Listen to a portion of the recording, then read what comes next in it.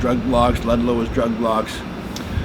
And I came over here in 1983. And really, one of the reasons I came over here was because I knew that things were changing, because I worked for this Jewish landlord who was a Holocaust survivor, and I mentioned that because at the time when he came here after World War II, it was possible to buy property and get involved and start over. The whole sort of idea of the American dream, which isn't really possible anymore. So if you're an immigrant, refugee, or something like that, or just a regular person coming here, the chance of getting involved in the real estate game again is almost nil.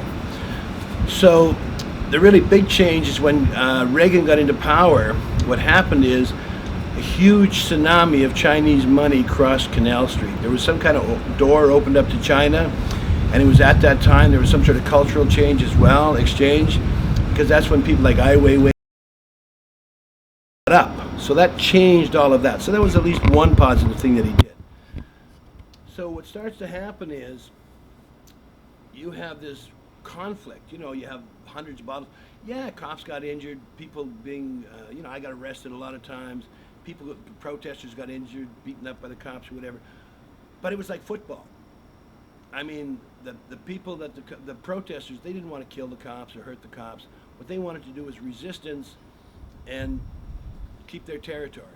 So that became the struggle. And after 4 years, the cops became a paramilitary organization that was in control. I mean, they were in control.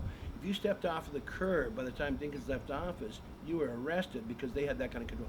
I got pictures like from, let's say, 1992, early 92, where you got bomb fires in the middle of Avenue A, you have like hundreds of bottles in the middle of Avenue A. To think now that somebody could block Avenue A is really not really a tangible idea. You might block it for an hour, you might block it for a short bit, but the police are eventually going to move it.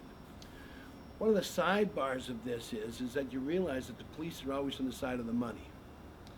I mean, the cops, that's who they're reinforcing it for. Because why did they care that these people wanted to keep the community the way it was? That's not their job. That's not crime. That's politics. So the politics that they're enforcing is the politics of like the real estate industry, the corporate industry, and like that. So by the time Dinkins leaves office, the police are totally in control of the streets. And then in comes Giuliani.